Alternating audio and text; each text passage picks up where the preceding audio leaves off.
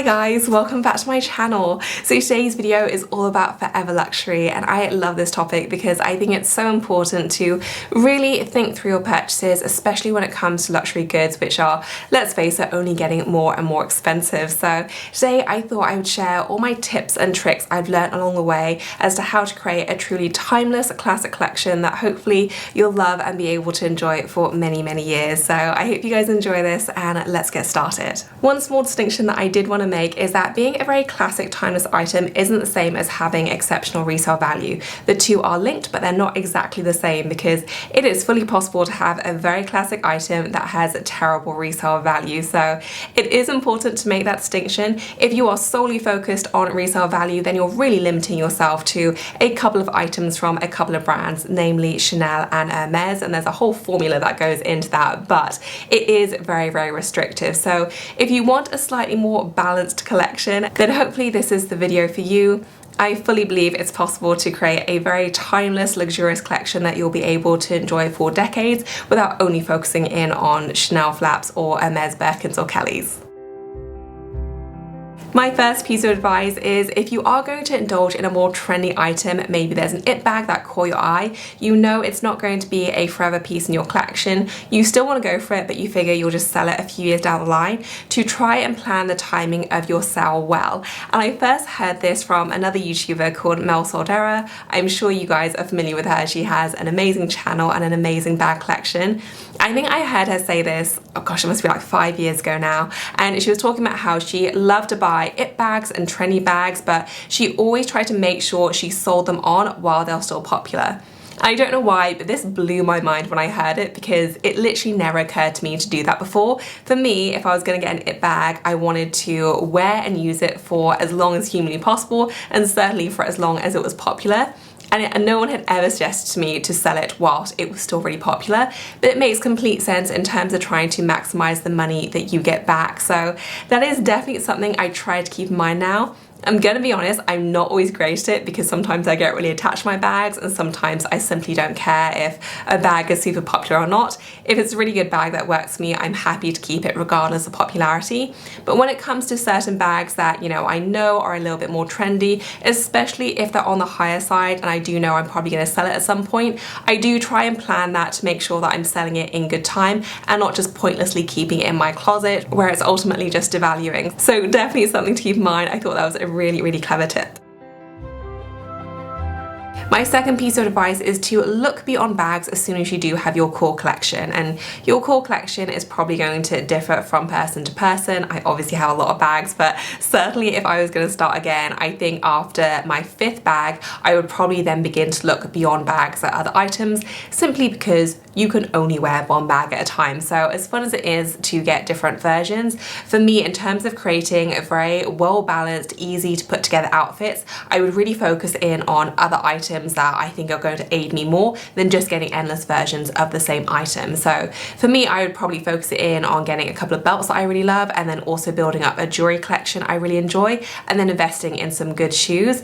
Investing in good shoes doesn't necessarily mean super designer. I fully believe that, especially if you're just starting out with your collection, you don't really need to spend a ton of money on designer shoes, and you can get really lovely shoe options which don't cost the earth. But those are certainly the categories that I would look at first, rather than just looking at more bags. So for belts, my biggest advice is to go neutral. Even if you really enjoy color with your clothing, having neutral belts will just make them the most versatile, especially if you are looking at spending a lot on a luxury or designer belt.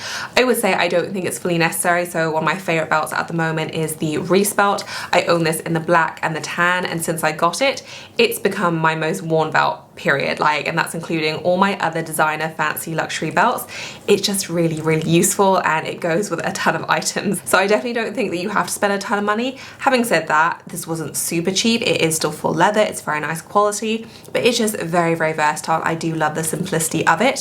For me, I solidly go for black belts, tan belts, or white belts, and to be honest, I only need one of those. So I have one tan belt in my collection, I have one white belt, and then I have a few different black belt options. These are all between 20 and 25 millimeters. I have had wider ones in the past, and to be honest, I find them much less useful than their thinner counterparts. For me, these are a really nice size for going with dresses and skirts, but I can also team them with shorts and trousers if I want to as well. So 20 to 25 millimeters is kind of where I try and stay. 25 millimeters is again a little bit more versatile if you wanted one belt that went with everything, but for me belts are definitely an area to look at. I find them very useful and I do get a lot of bang for my buck with the ones I have. When it comes to jewelry, my biggest tip is to go for pieces that you can wear and enjoy every single day. You know, it's lovely to look at really special occasion jewelry, but again, in terms of getting your cost per wear down, it just makes sense to go for items that you'll be able to wear on a daily basis. And certainly when I look at my entire jewelry collection,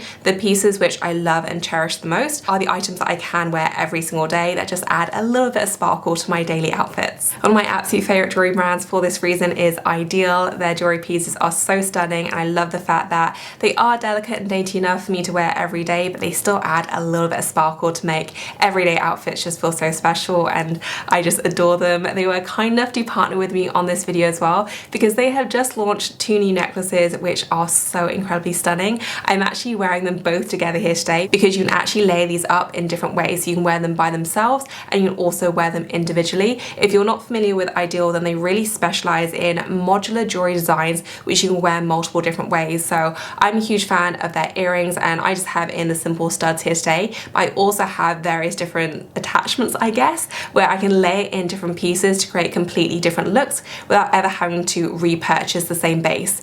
It is so incredibly clever. I absolutely love them. They have a huge celebrity following as well, so I've seen them on everyone from Jessica Alba to Jessica Biel. Mila Kunis wears their items. Just such a huge following, and I can completely see why because their pieces are absolutely stunning. They are all lab-grown diamonds as well, so very sustainable, but also just the highest quality you can imagine. So the 2 pieces I have here today are from the bezel collection. I have the Lola, which is an emerald cut design. These are both 1/2 carat each. They sparkle in the most beautiful way and I just love this. You can wear it horizontally, but you can also wear it vertically as well. And then the circle cut diamond I have here is called the Rio, and it's just stunning. I have actually been wearing these individually, but today I decided to combine them and I just love the way that they look. You can also add in different pendants from other necklaces they have.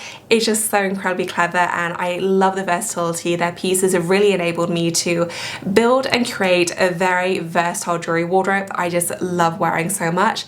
And these necklaces are just so incredibly stunning. If you were interested in these gorgeous pieces, they are running a very, very limited time offer for this weekend only. These literally just launched, so you can get 20% off these necklaces and they are just absolutely stunning. I will link the exact ones I have down below, but definitely a good one if you were looking to invest in some really beautiful jewelry. Like, everything they do is so stunning. You know, even their packaging is just out of this world gorgeous, but definitely one that I absolutely love, and yeah, they're just my favorite jewelry pieces. If you are looking at this beyond the launch, then you can also use my code to get 10% off both these jewelry pieces and also all my other favorites as well. So I will pop that code on screen and in the description section, as well as links to all my favorites if you did want to check anything out.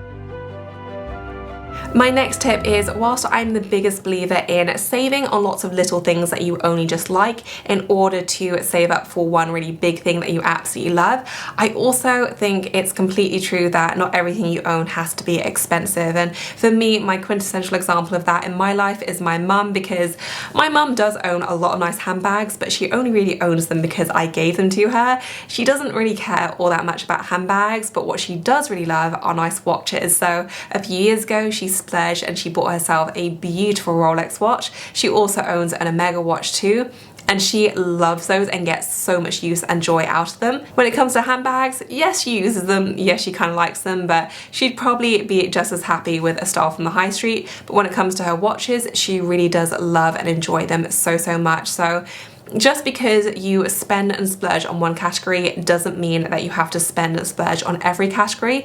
Similarly, you may really have a passion for bags, shoes, belts, jewelry and clothes, but you may also want to save in other areas of your life.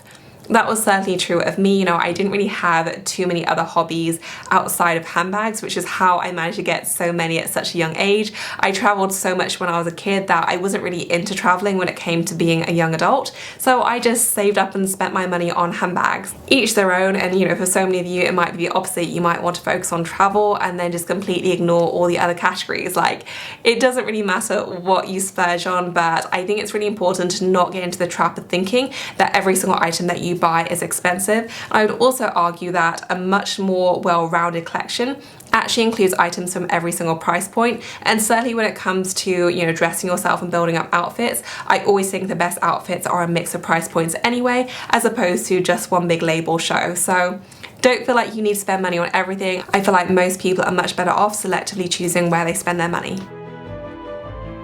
My next tip is to pay attention to the 3 S's, and I feel like I'm teaching class at the moment, but the 3 S's, at least in, you know, crazy luxury bag world, are style, shape, and shade. So when it comes to really making sure you try and pick timeless classic bags, you got to pay attention to those 3. So when it comes to style, you're going to want to pick a bag which is actually quite classic and has been around for a while, rather than some crazy new design. So here I'm thinking of, you know, a shoulder bag, a mini bag, a tote, a top handle, just the usual suspects which are classic for a reason. They're always going to be popular, and they're going to be much more likely to be timeless and very classic as a result of that. Similarly, the shape matters, because even within those classic style categories, you can still get some funky shapes which will really kind of chip away at how classic a bag is. So if there are any kind of quirky design features, anything too outside the box, usually speaking, it means that it's not going to be quite as classic. I think mini bags are the perfect example here. Mini bags are so incredibly popular, but when you take anything to the extreme,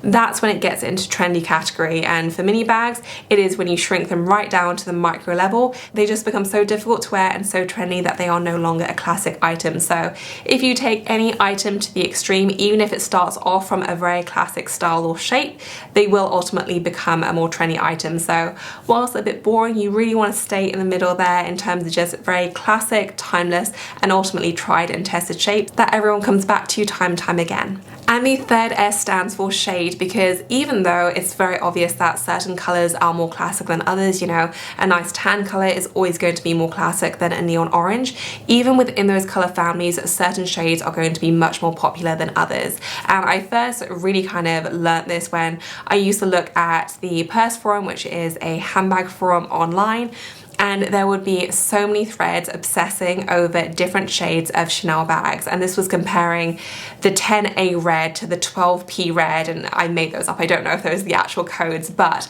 people would obsess over the little differences in shade of the different red colours or blue tones, wherever it is, from the different Chanel collections, because subtle differences can make a huge difference in the desirability of a bag. And I'm not saying you need to deep dive into any handbag forums on the internet, but it is very useful to keep in mind when considering any big purchase. And generally speaking, it's kind of common sense in terms of the popular colours that you see repeated over and over again. So when it came to reds, generally speaking, orange-based reds weren't as popular as blue-toned reds. Similarly, when it came to pinks, soft pinks were a little bit more popular than super bright hot pinks. And generally speaking, it almost always came down to what was the most useful and what was the most versatile in terms of teaming with different outfits. So by no means is there a strict rule book, and I would always say, you know, go for what you love above all else, but it's definitely worthwhile keeping in mind that shade as well as the actual colour really does matter.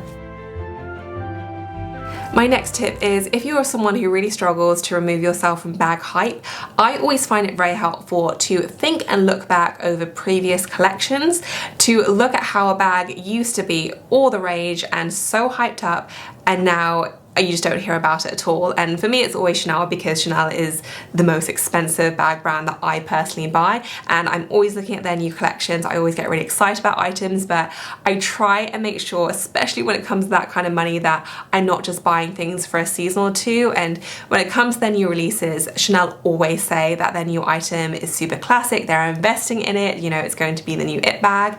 But that isn't always true. When you look back at their old collections, there are so many examples of bags which they said were going to be super classic and now they've discontinued. So, you know, the Chanel Mademoiselle line fronted by Blake Lively is always the one that really pops up. The Gabrielle line as well, super popular at the time, and I really don't hear that much about it anymore. And to a lesser extent the boy bags too, and boy bags are still very, very popular, but they certainly aren't quite as popular as they were a few years ago. And there are just so many examples of bag lines which are really touted as classic lines, and then a few years later you just don't hear much about them. So I always find it's very useful to take a trip down memory lane, just to remind myself of the bags that were really popular, to guide myself in the present moment. And then finally, if you're not sure if a bag is classic or timeless, I'd say look at its history, because the most classic and timeless bags around now have also been around for a really long time. And you know, you can look at so many different examples, from the Fendi Peekaboo to the Lady Dior to the Louis Vuitton Capucine bag to even the Loewe puzzle bag.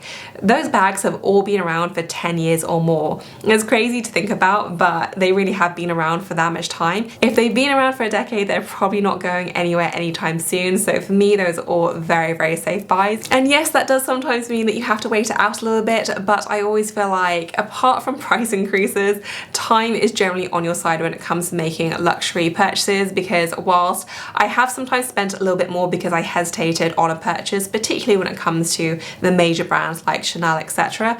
But when I think about all the other money I saved by not going for bags, which I'm ultimately really happy that I didn't waste my money on, it's not even close. Like, I absolutely saved money. So I would always say, if you're not sure, wait it out. The bag isn't going anywhere. You also might change your mind or something else might come along, but 100% I would always say take the time when considering any big luxury purchase. So that wraps up this video, guys. I hope that you enjoyed it. Let me know if you agree or disagree with any of my points in the comment section below. I would love to hear your thoughts on this topic. If you enjoyed the video, please give this a thumbs up, and as always, thank you so much for watching. I will see you in my next one.